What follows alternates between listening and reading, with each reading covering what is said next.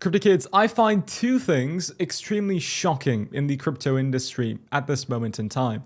Both, if we don't wake up from it, I think will lead to disastrous outcomes. The first is that crypto projects that you and I still keep in our portfolios for the long term, like for me, Sonic, and Say, they have raised tens of millions of dollars, sometimes even hundreds of millions of dollars when we focus predominantly on layer ones. But we look at their 24-hour revenue.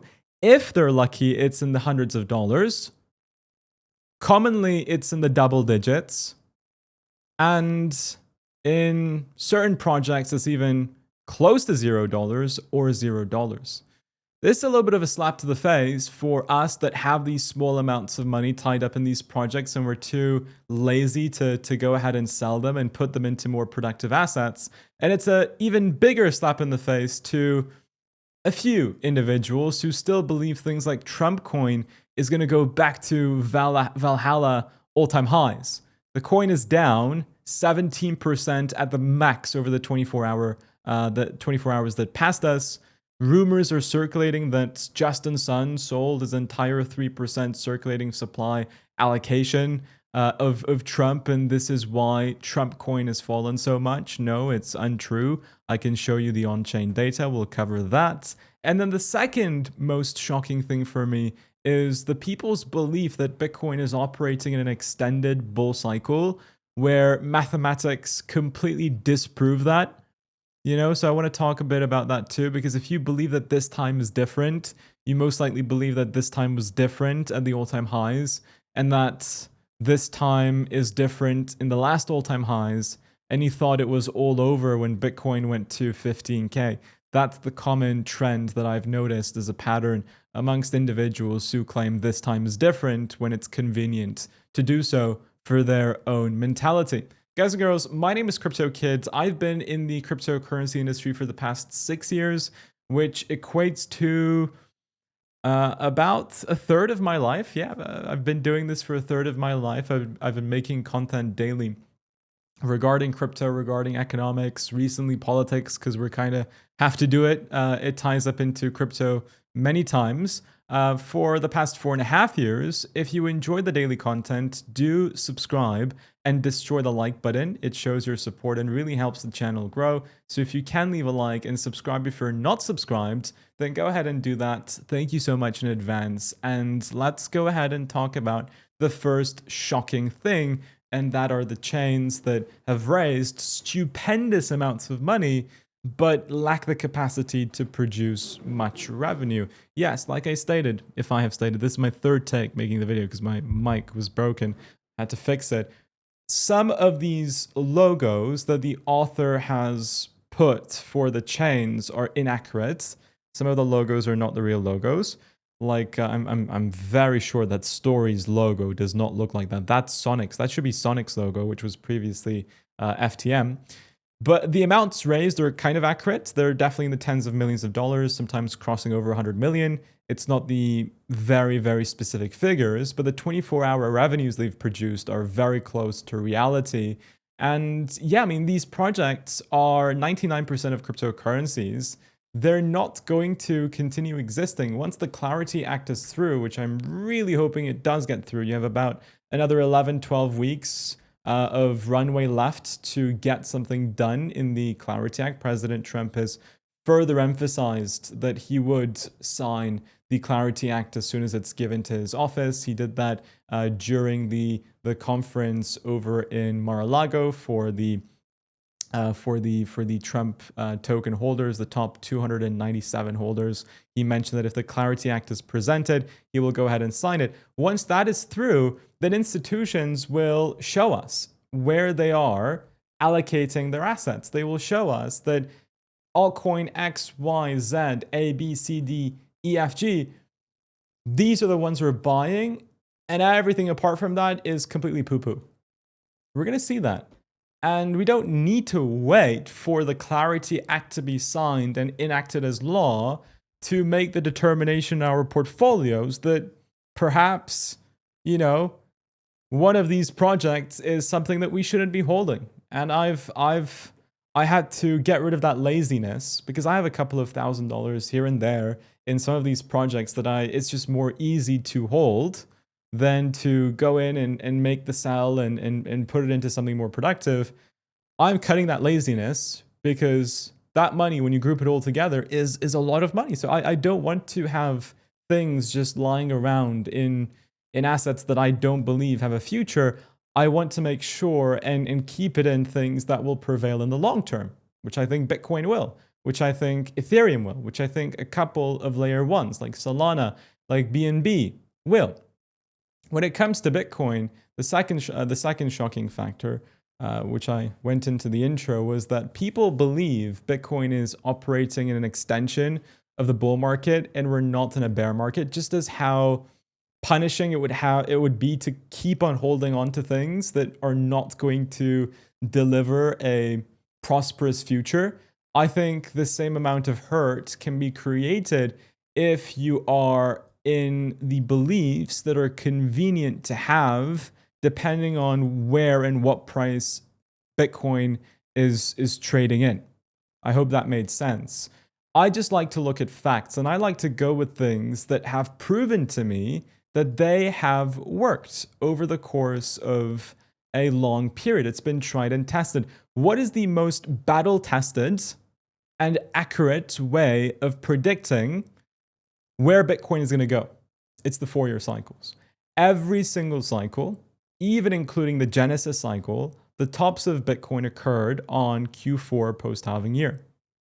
For the past 3 cycles consecutively, low point to peak was 1,065 days. From all-time high to all-time low has been, for the past 2 times, 364 days. We're yet to see what it's going to be like this time. But the 4-year halving cycle theory is the most accurate way of measuring Bitcoin still in 26th of April, 2026. And what does it suggest? It unfortunately suggests lower prices to be found all the way to the Q4 of the midterm year. So Q4 of 2026, we identify the low somewhere in Q4, and we start going towards the upside. I think disregarding what has happened in history and trying to expect something different is painful for leverage trading. But if you are an individual that is just buying and holding Bitcoin, then it's not going to matter to you so much. I'm a fan of the Bitcoin spiral. Everything that I just said can be illustrated on something called the Bitcoin spiral, created by the rational root. You can see that all of the bottoms have happened at the same quadrant. All of the halvings, of course, happen in the same quadrant. And all of the all-time highs, the final all-time highs, they happen in the same quadrant, except for Bitcoin Inception, which doesn't really count. But following that, they've all happened in the same quadrant. So I'm not expecting something different. We're in that quadrant. We've entered into the quadrant where the all-time low is to be created for that cycle. And I'm just continuing my accumulation, and I'm buying. And I will pivot away from the 4-year cycle theory when it's proven wrong. But until it's proven wrong, why should I expect something different? Expecting something different makes sense if you're pragmatic when your trading system is proven to not work anymore, but it's still being proven to work. I won't get into the details on the shorter term time frame because yesterday's video covered it. If you want to watch yesterday's video for a shorter term insight into where I think Bitcoin is going to go to, definitely check it out, because we did volume-based analysis, we conducted moving average analysis. So make sure to go to this one for a bull market. And I've depicted what I think will happen in the shorter term future. If you're looking for a place to be levered trading cryptocurrencies and you want to support this channel, you can go to the links in the description down below to our partners Weeks, LoveX, and BTCC to get the best bonuses available, where you can start trading crypto or buying crypto for the first time in places like Bybit. Shout out to our sponsors for making these videos happen and supporting the channel. I think that's a wrap for the things that shock me. So we can go ahead with the regular bulletin of what happened in crypto specifically over 24 hours. So President Trump is scheduled to speak at the Memecoin luncheon in Mar-a-Lago, which he did.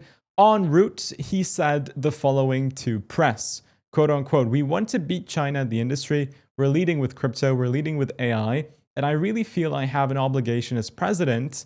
I have to be able to make sure that all of our industries do well. Crypto is a big industry."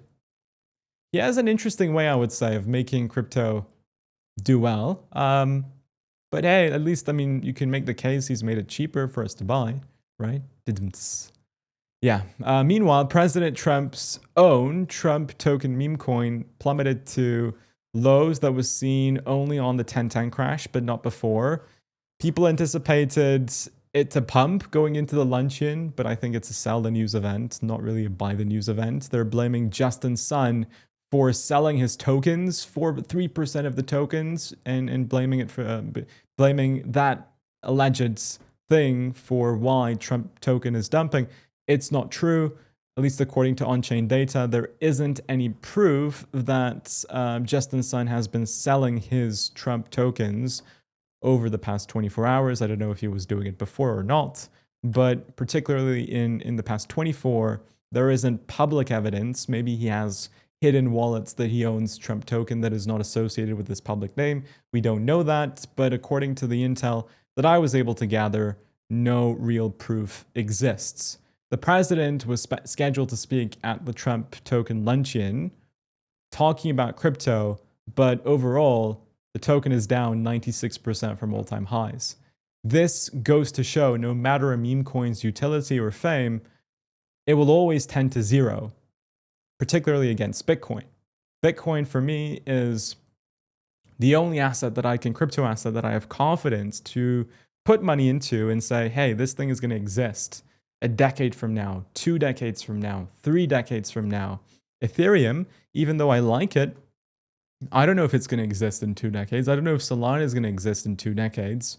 Maybe a new blockchain is created and it's better than all of them, and everybody starts using that for decentralized applications. Then the others basically die. But Bitcoin cannot be replicated. That's the thing. You cannot replicate Bitcoin. Bitcoin is the only thing that it can that can solve the problem it was created for, which was the corrupt financial system, creating a finite asset that you can't do double spend on, that is unconfiscatable, that has seen recognition by large institutions, ETFs created, portfolios started accumulating it. Nothing can replicate Bitcoin's success. So when I think of investing for the next 10, 20, 30 years, Bitcoin for me is a no-brainer. But other things like Ethereum, I'm happy to keep it for another cycle and then reevaluate based on what things show me. I'm happy to keep Solana for another cycle. But do we really know that these things will be here when our grandchildren are born? No, I don't know. So that's why Bitcoin is the only thing that I accumulate really as consistently as I can. And the rest, I don't think will be around for too long. We spoke about the Clarity Act. If you're curious on who really was the speaker at the Trump meme coin luncheon, well, you had people like Tony Robbins, Grant Cardone. Tim Draper is a great guy. I wouldn't throw shade at him. Paolo is a good guy too. Mike Tyson was there. But yeah, those were the speakers. In case you were wondering, a person put a funny tweet about it. But there were some good people speaking that I can vouch for, most definitely. Do I want to go through? Maybe we can keep these for the next video. I'll give you a bit of a hint. These were 3 interesting tweets that I found. One of them I authored, but I'll go into it in more detail on tomorrow's video. So that's going to be a bit of a teaser. Make sure you watch tomorrow's updates. When we take a look at geopolitics, President Trump said that he canceled the trip of his representatives going to Islamabad. He's referring to Jared Kushner and Steve Witkoff, his 2 envoys. He says there's too much time wasted on traveling, too much work. Besides, there is tremendous infighting and confusion within their leadership. No one knows who is in charge, including them. But he was also saying that they're talking to the people in charge now, like a day ago. Also, we have all the cards, they have none, yada, yada, yada. Yeah, things are still developing in a completely irrational sense in my point of view. There's no logic to speculating on what will happen tomorrow with geopolitics. It's impossible to tell. So I've stopped my speculation a while back, but I'm just delivering you what is the most latest information accessible to the public. He says that as soon as he canceled the trip, they were presented a better deal, but he says that deal is not good enough. Iran's commentary is that they told Pakistan it won't enter in post talks under the blockade. President Trump is still blocking the Strait of Hormuz. And I think he's doing it because, well, for the first time in a long time, there's significant demand for American oil. And it's benefiting American oil companies. If the Strait of Hormuz is closed for even longer, then you're risking recession. So I don't know where the administration is going to draw the line. We're all going to find out together. Ultimately, I see the S&P correcting in 2027. Bitcoin is doing its own thing, and I think it will continue to do its own thing and follow the 4-year cycle. That is my thought process. Final miscellaneous news that is actually quite important. The DOJ drops their criminal probe of Fed Chair Jerome Powell, which means that now Kevin Warsh will likely be accepted in middle of May to become the next Fed chair. One of the senators, the reason why they didn't want this to go ahead was because they believed there was an unfair investigation or an unfair probe on Fed Chair Powell, and they wouldn't say yes to Kevin Warsh until it was dropped. And that's about it, guys. If you haven't watched the Michael movie, I definitely recommend watching it. I don't want to give any spoilers. I know some people are unhappy with the movie, and I can understand why, because Michael's life is so vast and so many things happened. You cannot fit his entire life into a 2.5 hour movie. It's impossible. Like, you need at least a 3-part series to tell the full story. And I believe that's what they will end up doing. So for the first part, it was incredible. I had so much fun watching it. It was very immersive, especially being a Michael Jackson fan.